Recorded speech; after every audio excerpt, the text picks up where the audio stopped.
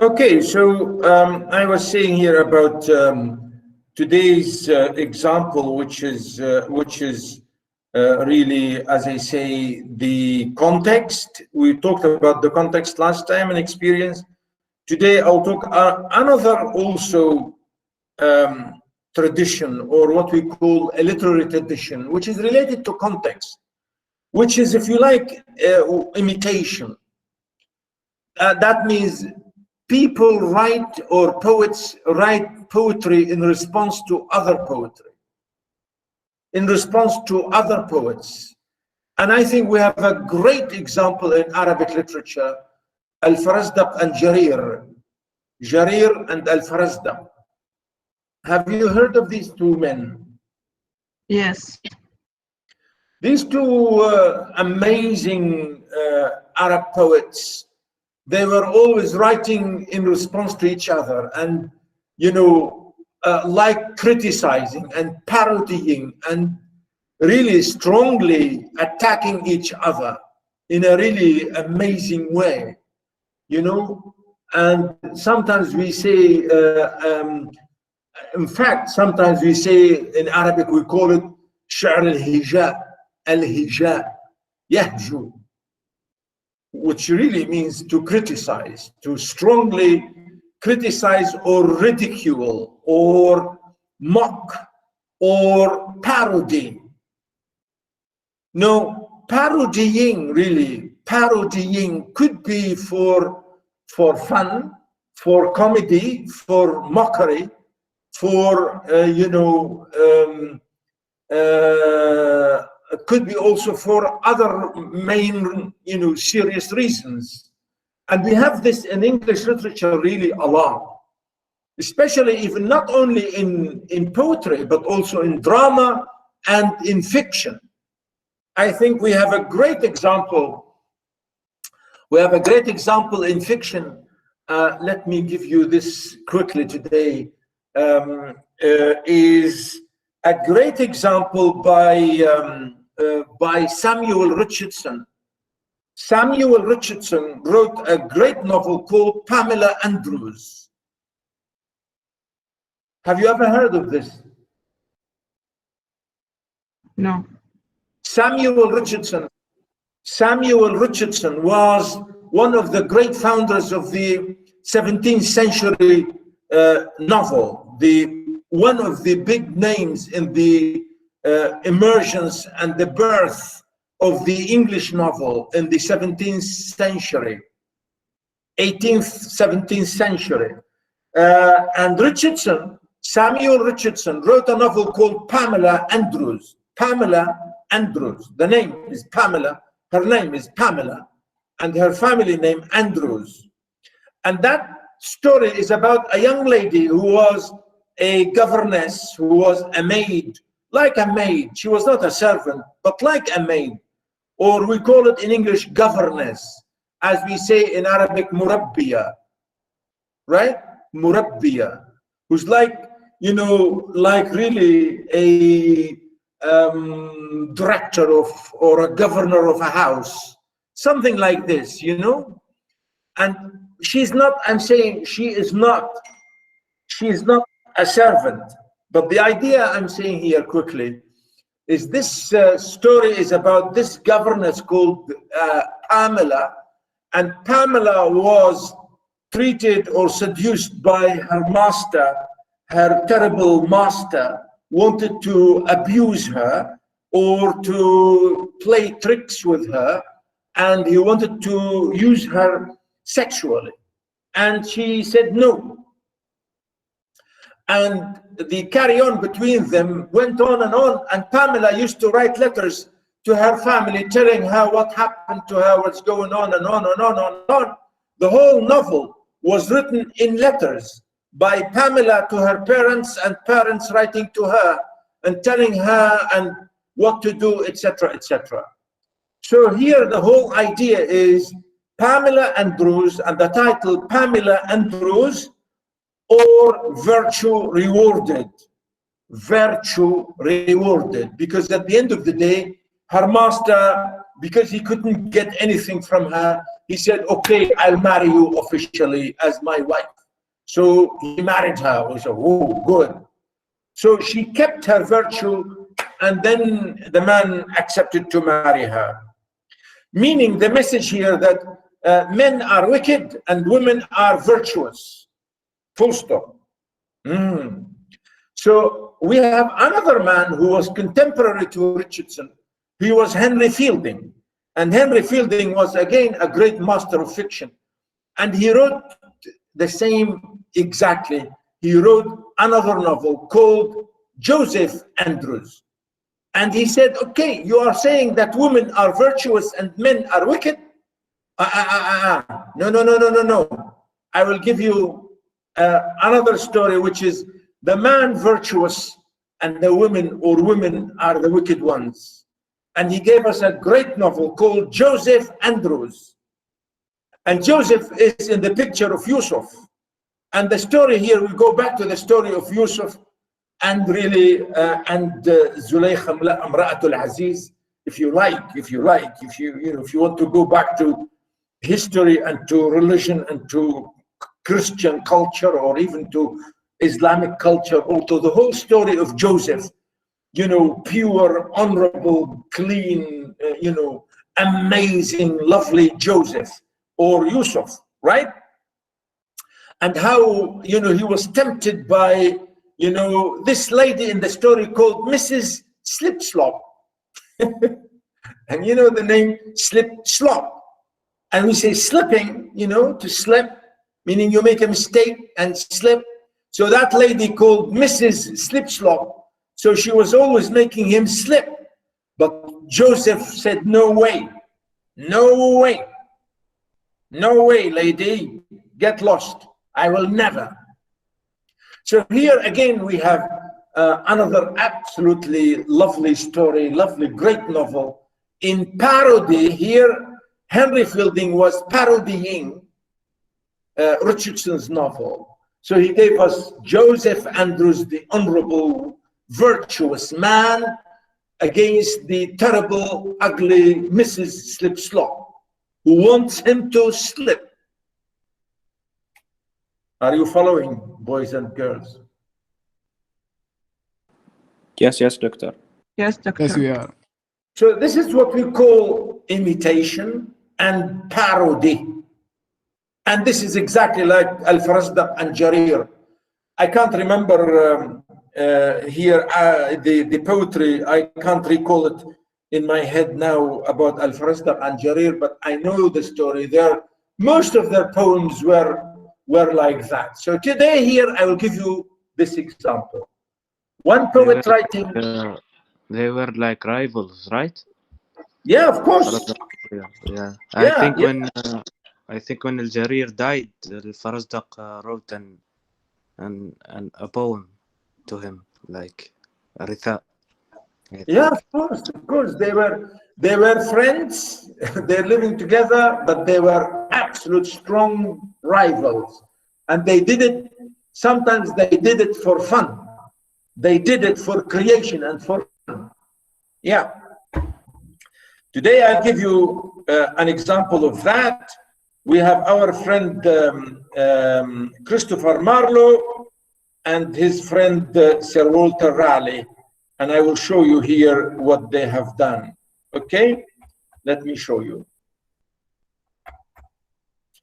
Christopher Marlowe wrote a poem here called The Passionate Shepherd to His Love. The Passionate Shepherd to His Love.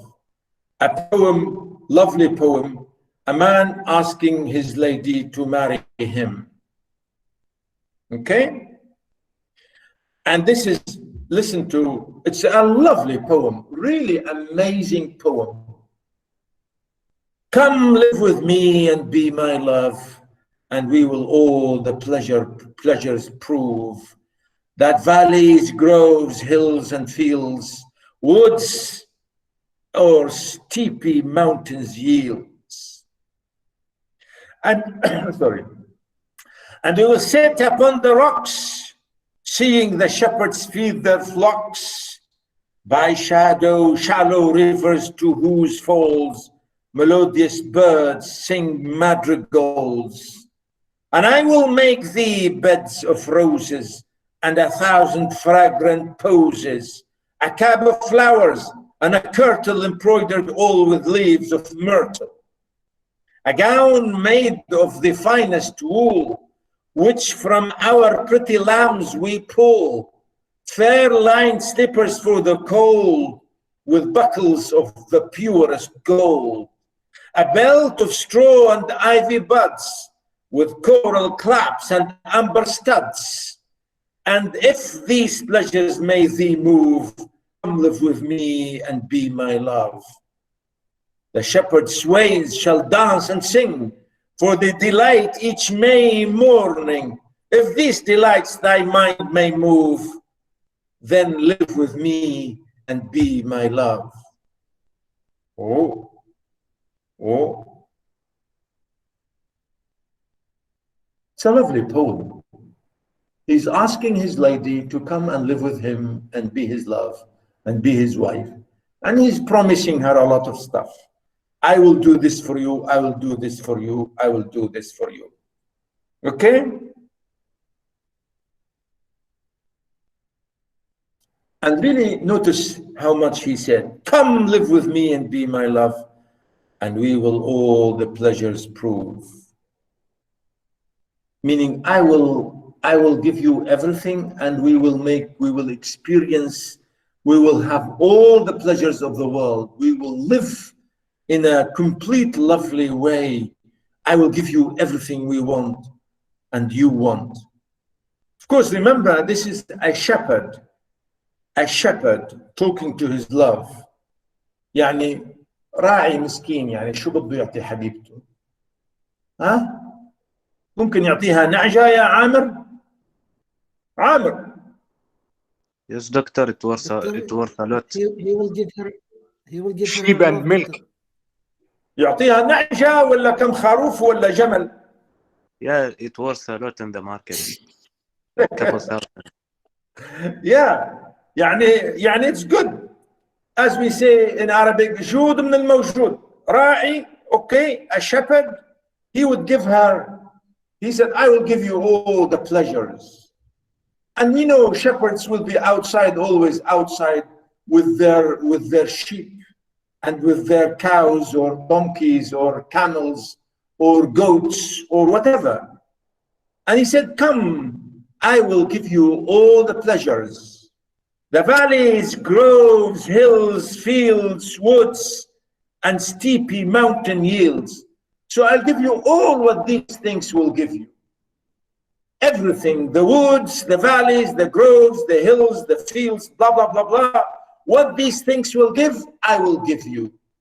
I will be as generous as all of these, because all these are godly given natural stuff, and they are very generous. I will give you everything.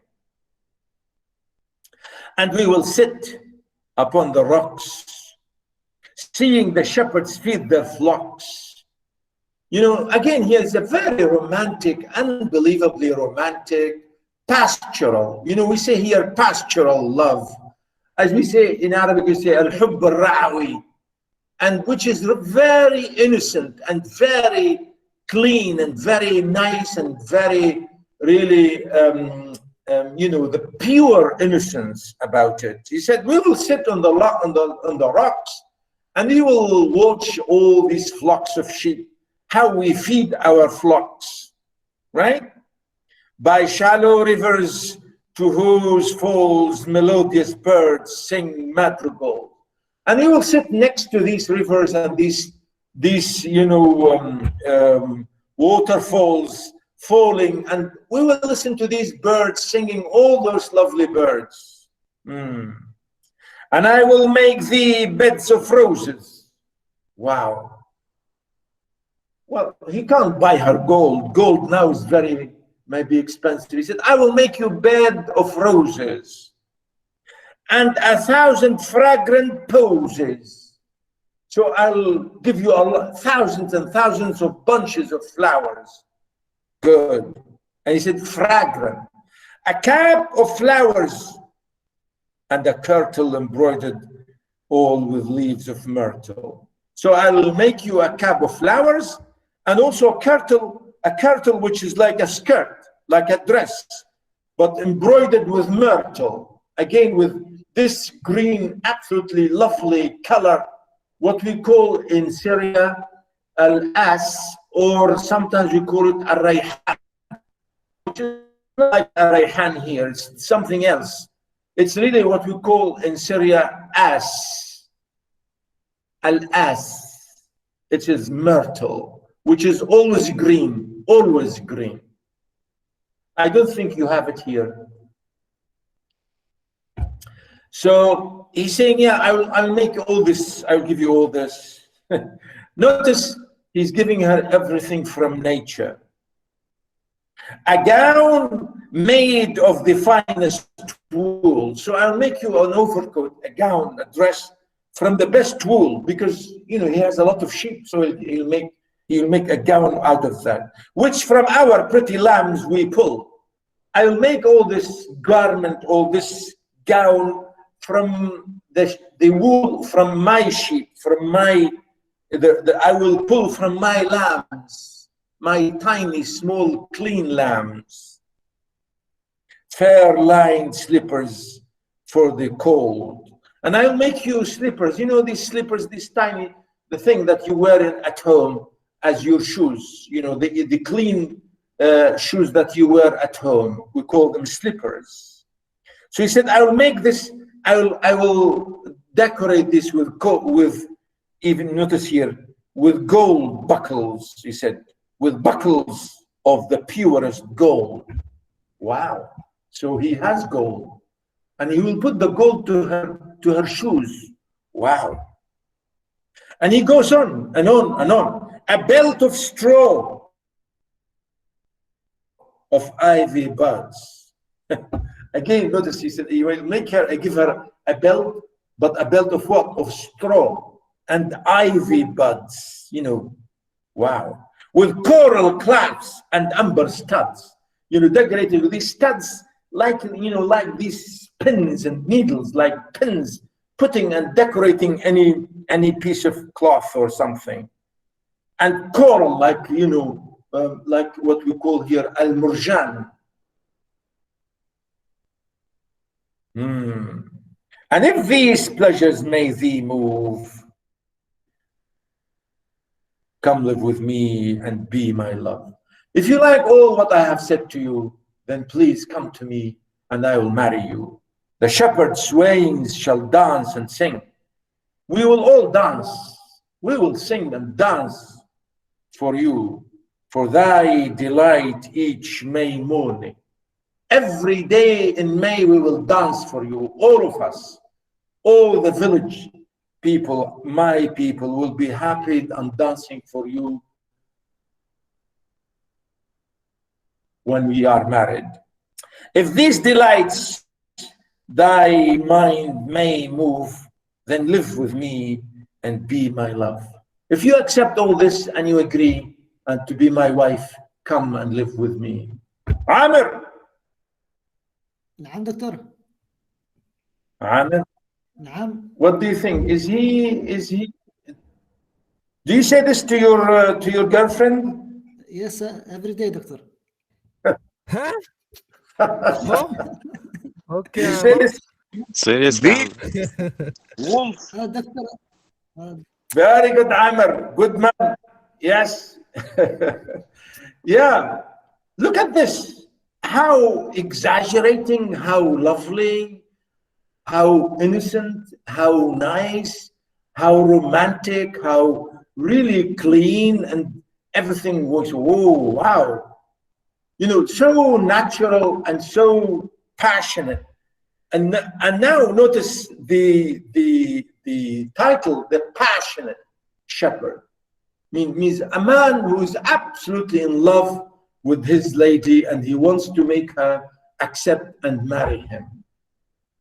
Okay, so really this is a lovely poem. Again here, come live with me and be my love. Unstressed stress, come live with me and be my love. Tetrameter, isn't it? 4. and we will all the pleasures prove. Again, unstressed stress, unstressed stress, isn't it?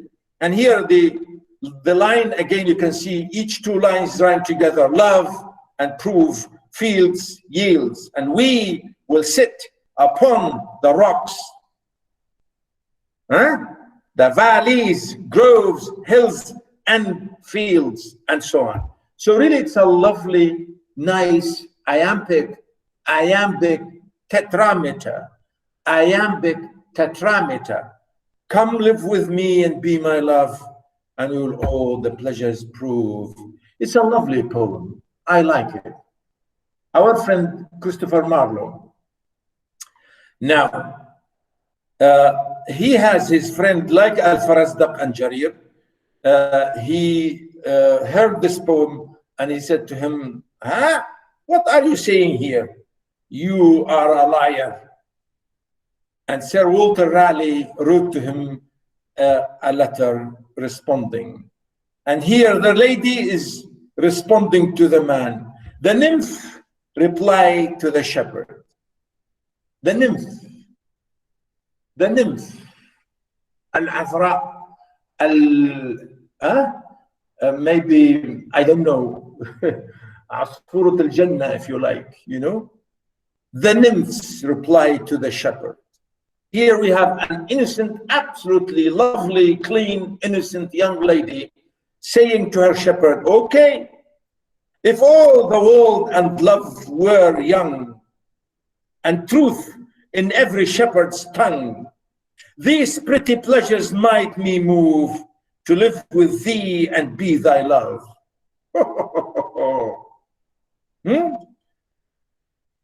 This is an absolutely lovely poem written in response to that one. If all the world and love were young, and truth in every shepherd's tongue, these pretty pleasures might me move to live with thee and be thy love. Time drives the flocks from field to fold, when rivers rage and rocks grow cold, and Philomel becomes dumb, the rest complains of curse to come. The flowers do fade, and wanton fields to wayward winter reckoning fields, a honey tongue, a heart of gold, in fancy's spring, but sorrow's fall. Thy gown, thy shoes, thy beds of roses, thy cap, thy kirtle, and thy poses soon break, soon with us, soon forgotten, in reason rotten. A belt of straw and ivy buds, the coral clasps and amber studs, all these in me no means can move to come to thee and be thy love. But could youth last and love still breed, had joys no fate, no date, nor age, no need, then these delights in my mind might move to live with thee and be thy love. لا ويلي.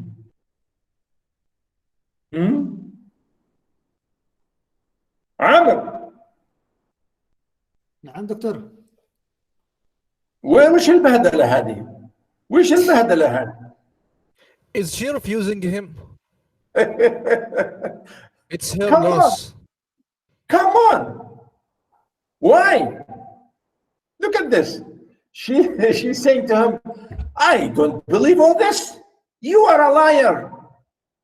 You say all this and you are a liar. I will not. Huh? Wicked. Notice, if all the world and love were young, the truth in every shepherd's tongue. I mean, if you are saying all this, and all this what you're saying really is truly true, and what you say is true, is the truth, and then you will give me all this, those pretty pleasure might me move. If you are really, really honest, then maybe I will believe you. And then I will come and I will be your love. Okay, but she's saying, time drives the flocks from field to fold. When rivers rage and rocks grew old. Meaning, no, you will not, you will change. You will not be like this all the time. Even rocks and flocks and everything will change, will rage, rivers will rage, rocks will grow cold. And even all the birds will not sing. You say, Philomel will sing, birds, madrigals. You say, no, you're not telling the truth. The rest complains of cares to come. You promise all this, and I don't believe you. And she said, the flowers do fade, the wanton fields, the wayward winter reckoning yields. Meaning all the flowers you say, the posies, roses, all this, they will die. You can't give me that. And they say a honey tongue, a heart of gold. You speak sweetly, but your heart is bitter. Gold means bitter. Look at this, عامر. لسانك عسل ولكن قلبك مر. قلبك علقم. يا ولد. We don't accept this. Come on. A honey tongue, a heart of gold, a heart of gold. لا إله إلا الله. How do you know? هل شققت على قلبه؟ Allah. Exactly. Yeah. Yeah. Doctor, Yeah. how can he give all these promises and he's poor? So he's a liar.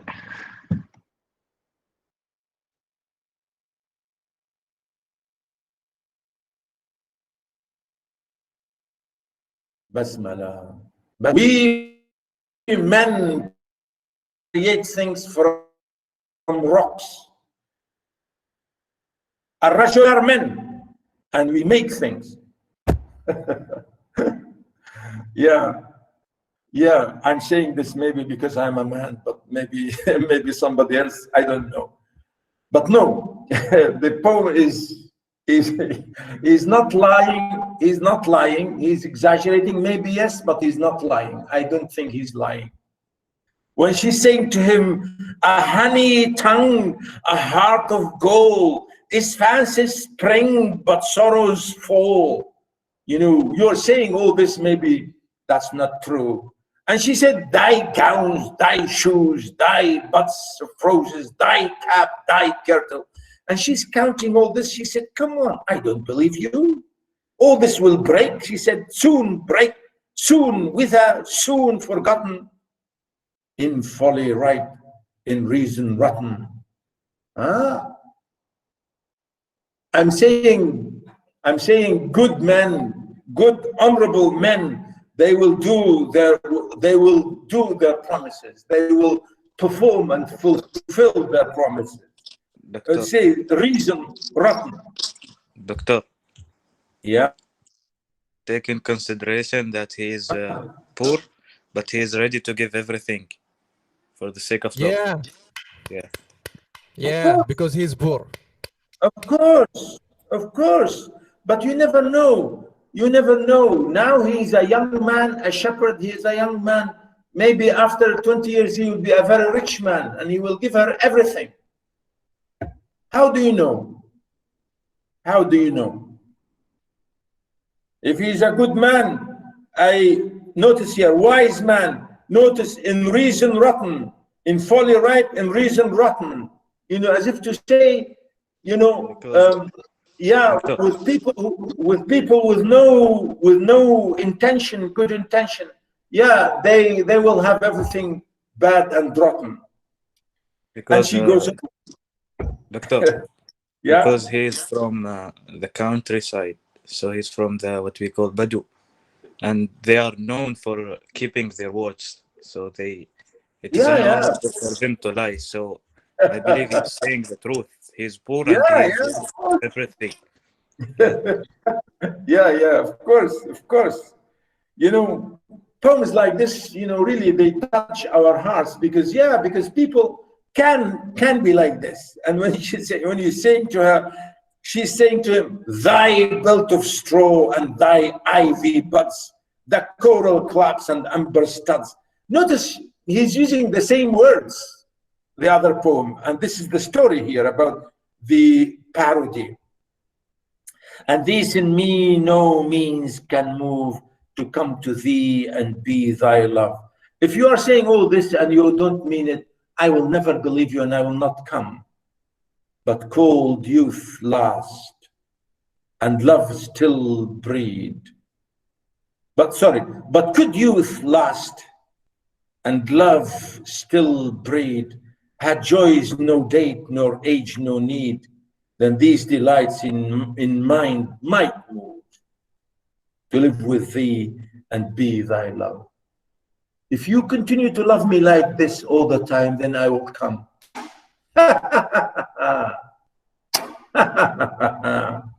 Isn't it? Could youth last and love still breed, had joys no date, nor age, no need. If you continue to love me, even when we, after years and years and years and from now, because love, real passion, real joy has no time, has no date.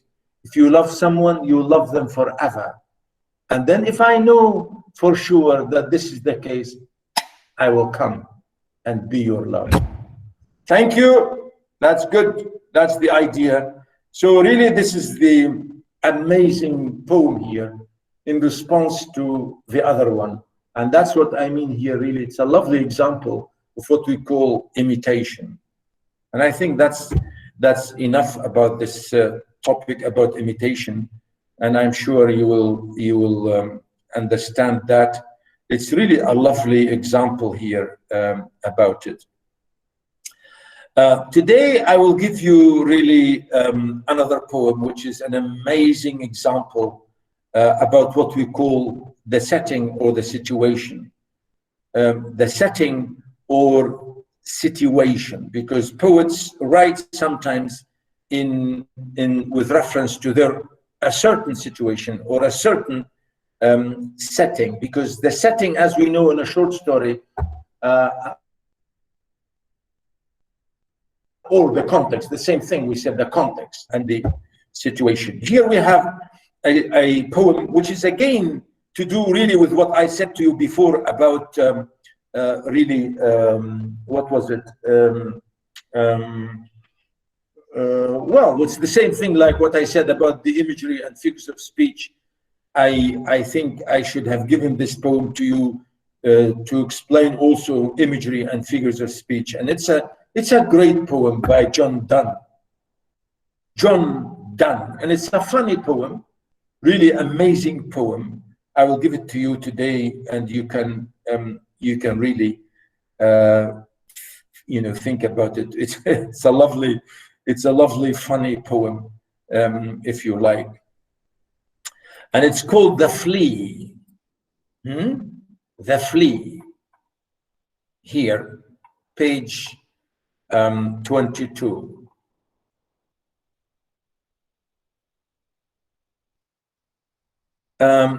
Anybody heard of this or read this? No.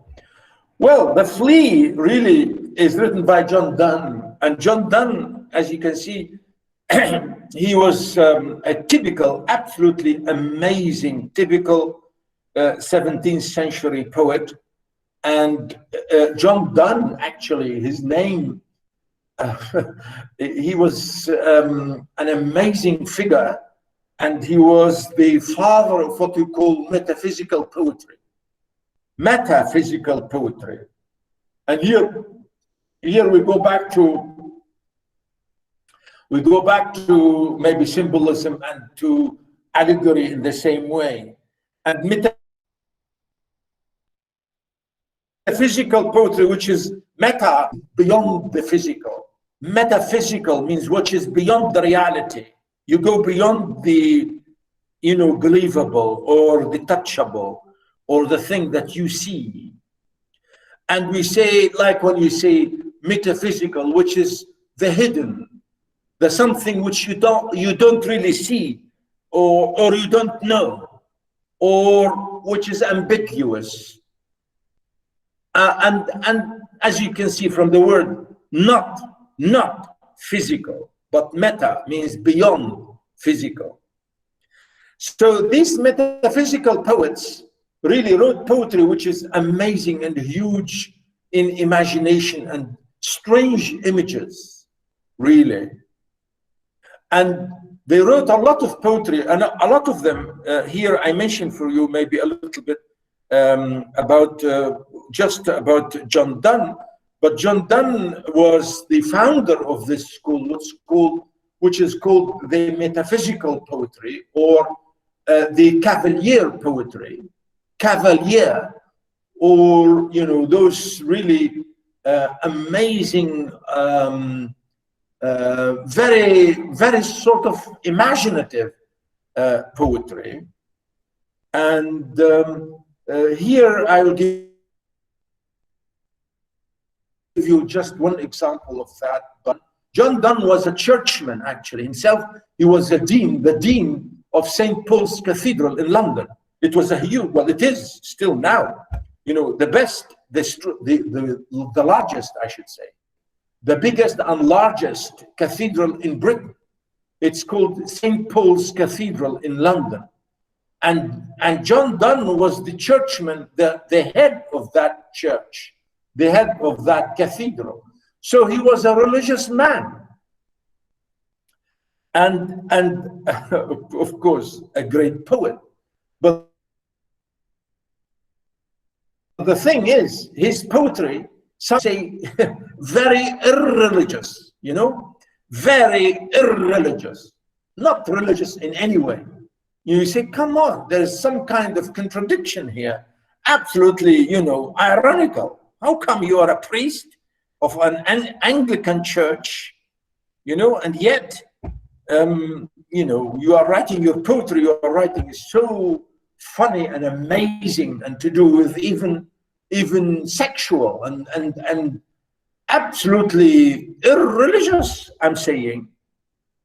And I say here, a little brief introduction about him here, as you can see, really. He was giving amazing sermons as a priest. As I said, he was a churchman. Notice here, I say, his poetry demands a great deal of imaginative efforts of the reader. In 1615, Donne became a priest of the Anglican Church, and in 1621, he was appointed as Dean of St. Paul's Cathedral. Donne's poetry embraces a wide range of secular and religious subjects. He wrote poems about true love, such as the good morrow and sweet love, and new Platonic lyrics on the mystical unions or mystical union of lovers' souls and bodies, and so on. And here the poem The Flea and another poem called The Ecstasy, also, they were absolutely brilliant examples of that. He wrote brilliant satires, and this is again to go back to satire, which is al-hija, as I mentioned with Farazdaq, and also we should name this again as satire. So he wrote all of this: satires, hymns, holy sonnets, elegies, and a lot of other stuff and poetry here. Donne really was an amazing, absolutely a strong poet in every way. The funny thing about this poem, as we shall see, it's the strange image that he used here. Amazing, strange, unbelievable image, which is to do with the metaphysical thing. And really the unbelievable. And again, to say here, to look at the, as I said, the setting and the context and the real experience and so on about what is he talking about here.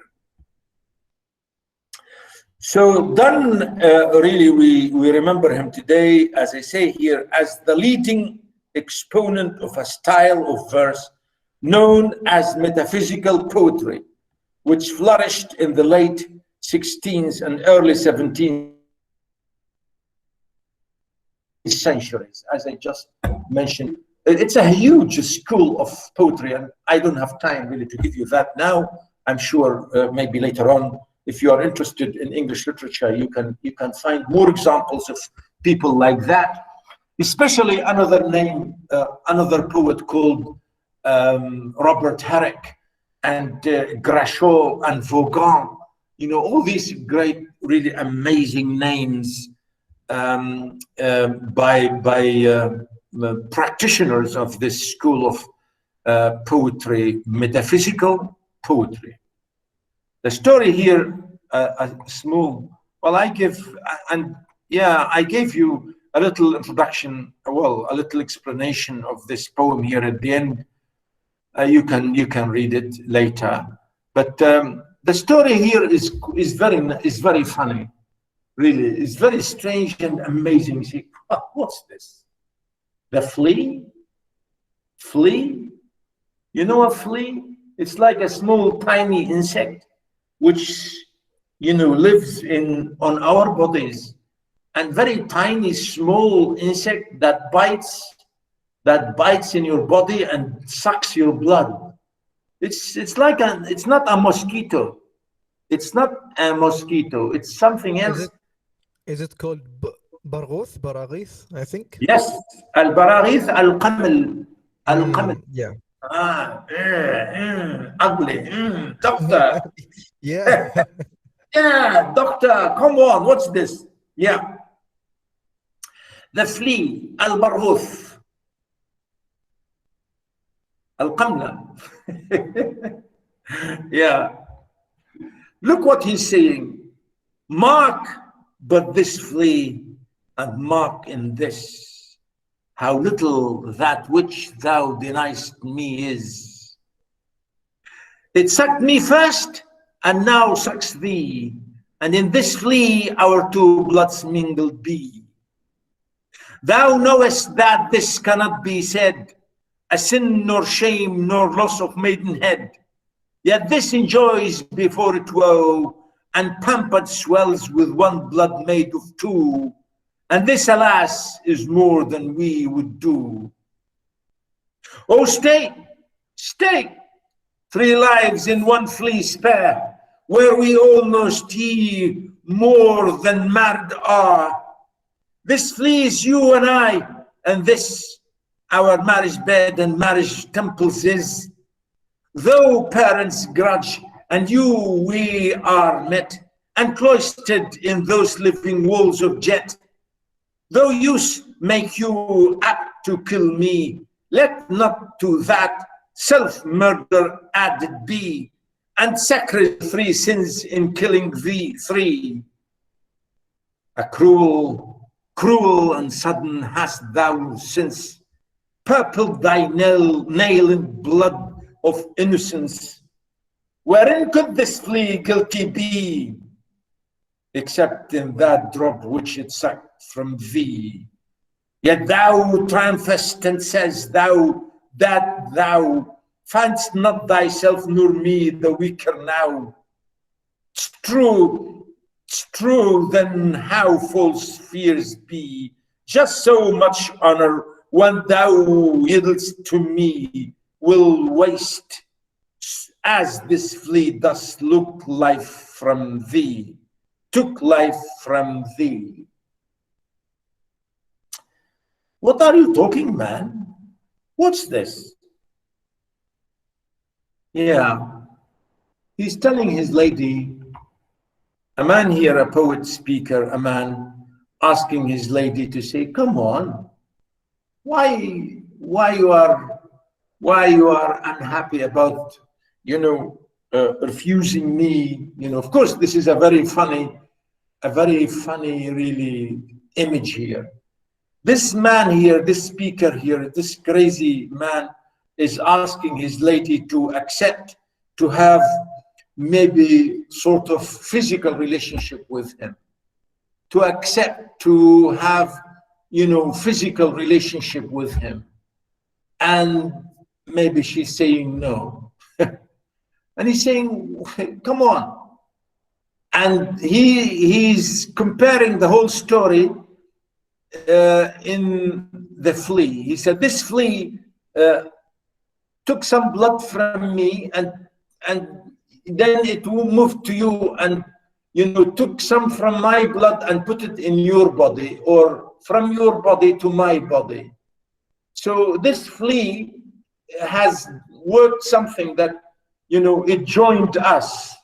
Our blood is joined in this flea.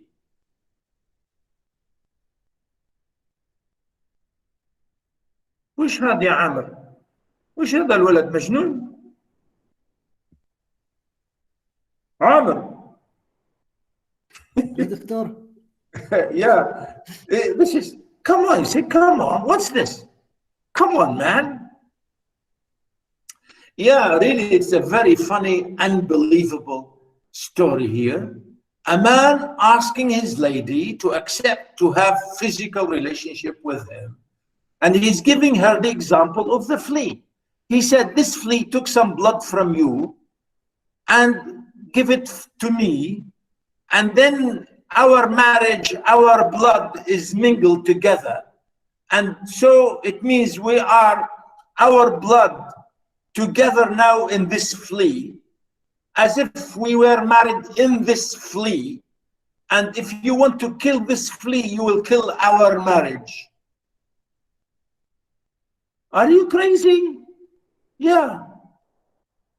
And look here, he's saying to her, mark but this flea, and mark in this, how little that which thou deniest me is. ها مالها شوفي شوفي يا هبلة شوفي شوفي. Mark, see, look, only look at this little tiny thing. It took something that you deny me. You deny me to touch you. And look, that little insect took some blood from me. Notice, mark but this flea, and mark in this, how little that thou which thou deniest me is. Of course, he's saying to her, it sucked me first, and now sucks thee. And in this flea, our two bloods mingled be. It took some blood from you, from me, and then it took some blood from you. And now our blood is mixed in it, in the flea itself.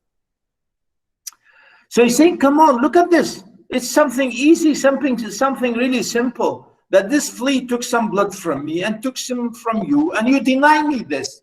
You don't want me to marry you or to whatever. And, you know, he's saying, why? You deny me this. It sucked me first, and now sucks thee, and in this flea our two bloods mingled be.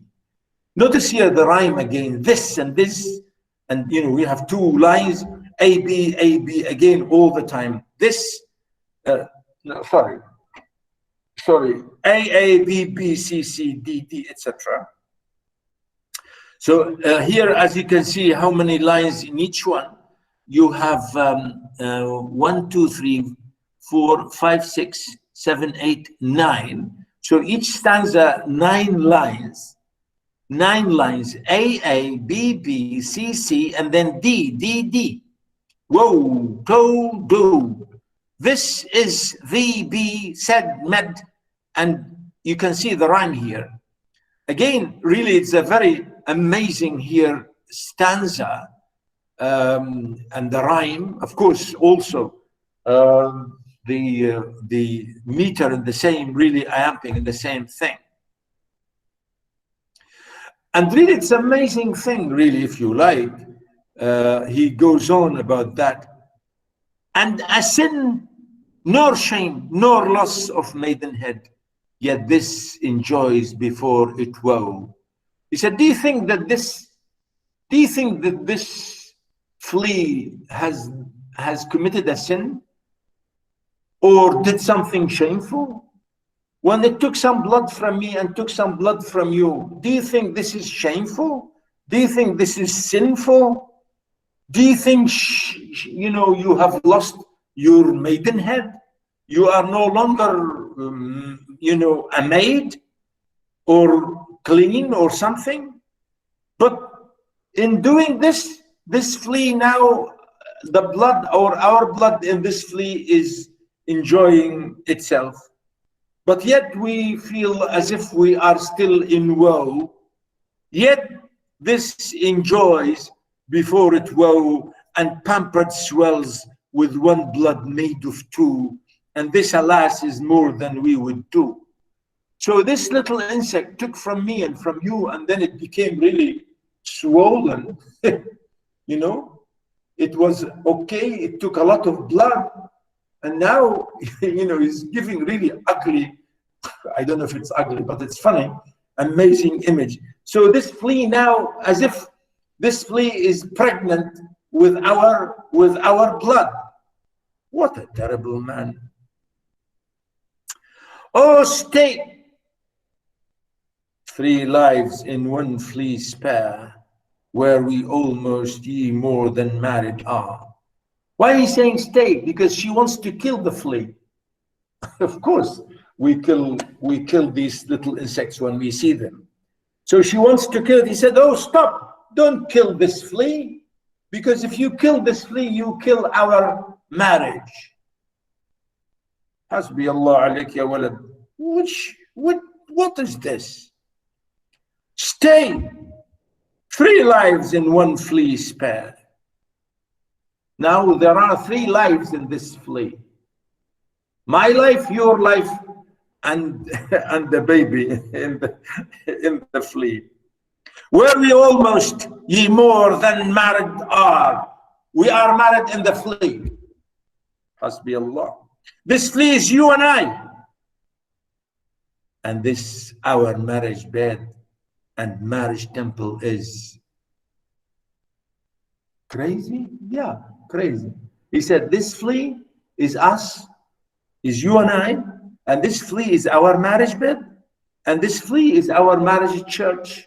When we come to this temple here, when people get married, Christians, they go to the church, to the temple. So he said, this flea is all our marriage ceremony. Though parents grudge, and you we are met, and cloistered in these living walls of jet. He said, our family, your people and my people maybe don't want us to get married. They grudge. They don't want us to get married, but yet we have met in this flea, so they can't do it. It's funny, he said, jet, maybe this is a funny thing, but that's it. We are living now in a funny way in this. Though use make you apt to kill me. Maybe by habit you should kill this insect. Yeah, because this is a predator, isn't it? It's a predator. A predator predating on our blood. Of course we kill it. So she said, maybe in time we should kill this. But he said, let not do that. Self-murder added be. Don't kill this animal because it's a murder. It's a murder. And not only murder, but he said self-murder. You are committing suicide. You are killing yourself. And sacrilege. Sacrilege, as if you are blasphemous, being blasphemous, being horrible against all kinds of religious things. 3 sins in killing 3. You will commit 3 sins in killing this animal, insect, flea. 3 sins, killing 3. You, me, and the flea itself, i.e. the baby. Cruel and sudden hast thou since purpled thy nail and blood of innocence. So she did not listen, so she killed the insect and the blood came on her nail. And he said, you are cruel, and you suddenly killed this little animal. And now look at your nail is purple, is colored with purple. In the blood of innocence, he said. Our blood, innocent blood. Where could this flea guilty be? Why did you kill this flea? Do you think this flea is guilty? What did, why? It's not guilty. Where is it guilty? Except in that drop which it sucked from thee. He said the only thing it did, this flea, it took one drop of blood from you and one drop from me. Maybe this is the guilt. Yet thou triumphest and says that thou findest not thyself, not me, the weaker now. They say, yeah, you feel so great and so proud you killed this animal. You think you have done something good and something great. And you find yourself absolutely, proud of this action, which is nothing. But really, in a way, he said, you and me are the weaker one. We can't do what this flea did. It is true. Then learn how false fears be. You see, we are frightened of what? We are false. We can't make a move. We can't decide. We can't do what we should be doing, officially getting married. Learn how false fears be. Just so much honor when thou yieldest to me will waste, as this flea death took life from thee. As if to say, he said, of course, here really is an amazing way. He's a crazy man, really saying, you give me, as if, like in Sidney's poetry, saying, why do you deny me this? Let's get married and we will lose nothing. As if to say, saying, we'll waste as this flea death took life from thee. Otherwise, we will go on all the time feeling as if we have lost ourselves all the time, like losing, like killing this flea now, which we have done. We say, come on, what's that, doctor? Is this poetry? Huh?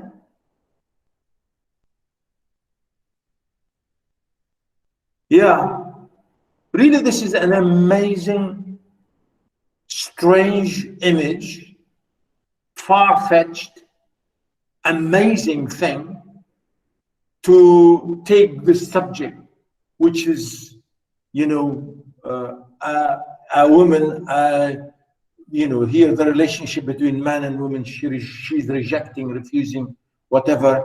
And look how, the excuse, of course, the funny, radical, sarcastic, ironical, crazy reasons that he's giving to her, But the whole idea, the subject here is not really important, but look at the importance of the images that the poet here is using, the setting, the locale, the thing is how he's, maneuvering and manipulating the whole story in a really funny way. The invitation for open, if you like, the invitation for open sexuality or open physical relationship, which is not possible. And of course, the end of the story here, as you can see, that she killed the animal, as if to say, no, I don't like that. And this is not possible in any way. Anyway, the poem is funny to some extent and amazing, really. The image is so strange, so weird, if you like, and really is interesting to understand here. Of course, as you can see here, I said at the end, as you can see, really, I said here, the form of the poem at the end, I say, alternately, metrically between lines of iambic tetrameter and lines in iambic pentameter, And really, this is, you know, the stress and the rhyme is very lovely, as you can see. Sometimes you can see that, but that's something we should and we can always find when we look carefully about the words and the style itself. Okay, so I think that's it. I want to talk about today, boys and girls, and I think that's enough. Excuse me, Doctor. Yeah. Doctor, could you please give us the next lecture, poets from Al-Farazdak wa Jarir? I want to see the beef between them. I will try and find. Yeah, I will try and find an example. But to be honest, I've never done that. But I will. I remember this when we were, you know, ages ago. Really, I remember this. But I have very, very, you know, very long time ago. I got this, but for a long time I haven't looked back at those things. But I will. Yeah, maybe I will. Doctor. Yeah. I think he may read Ad-Damigha because it is the strongest thing that Jarir have written. What is it called? Ad-Damigha? Yeah. Ad-Damigha. Yeah, it's an amazing poetry. To be honest, thank you for mentioning this. Really, I don't remember this. As I said, I'm sorry. I'm saying to you, I have not looked at Arabic poetry for a long time, but sometimes I do, which is really amazing, and I think it's as strong. In fact, sometimes I really think it's far stronger than any other poetry. Really, it's an amazing. Yeah, Ad-Damigha, you said? Yes, Ad-Damigha. I will write it in the chat. Yeah, I will check it soon myself. Actually, it's very interesting. Okay, next time I'll give you the last poem. I will give you, and it's called Dover Beach by Matthew Arnold. And I think that's it. I will then move on to drama. Next week, I will give you one lecture, final lecture in poetry, and then I will move to drama, okay?